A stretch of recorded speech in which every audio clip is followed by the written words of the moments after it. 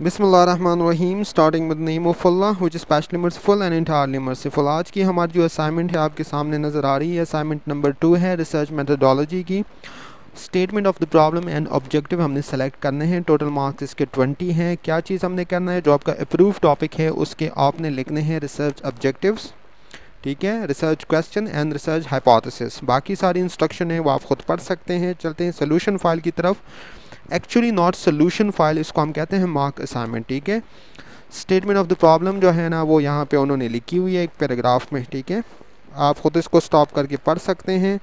Statement अगर आप आ जाए कमेंट्स के बारे में तो कहते हैं please attach and improve topics research questions and objective every times while submitting the new assignment. आप जब भी असाइनमेंट्स को सबमिट करेंगे तो आपने इसमें देखा है कि आपने इस पर अटैच किया हुआ है इम्प्रूव टॉपिक। इम्प्रूव टॉपिक का मतलब है अगर आपके टॉपिक में कोई मसले मसाइल आए हो तो आपने इसमें इम्प्रूव किए हैं कि नहीं किए हैं। रिसर्च क्वेश्चंस जो है अगर कोई मसले मसाइल निकाले हैं टीचर ने तो आपने अपडेट किए हैं या नहीं। और रिसर्च ऑब्जेक्टिव जो है अगर इसमें भी अगर मैडम ने कोई फ्लॉज या गलतियाँ निकाली हैं तो आपने करेक्ट की हैं कि नहीं की, आपने बाकायदा फीडबैक लेनी है।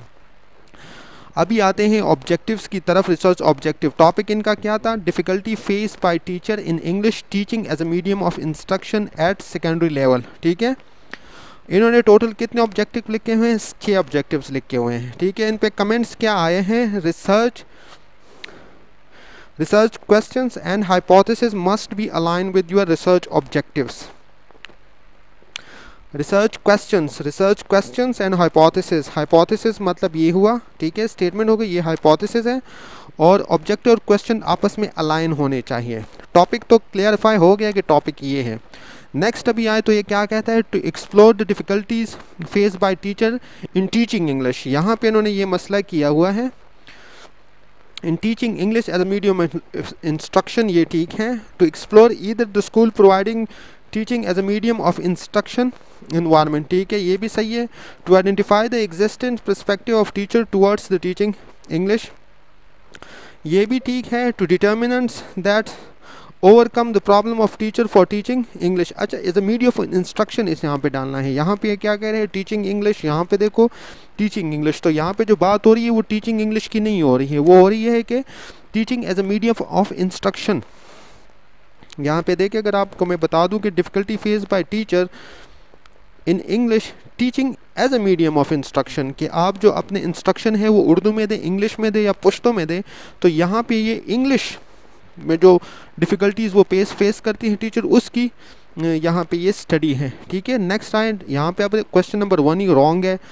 What are the difficulties face by teacher in teaching English, teaching English नहीं है, teaching English as a medium of instruction है, ठीक है। How to solve the challenges is counted in teaching English, same वही mistake उन्होंने किए हैं। अगर आप बाकियों को भी पढ़ लें तो यहाँ पे भी आपको वही मसले मसाइल नज़र आएंगे।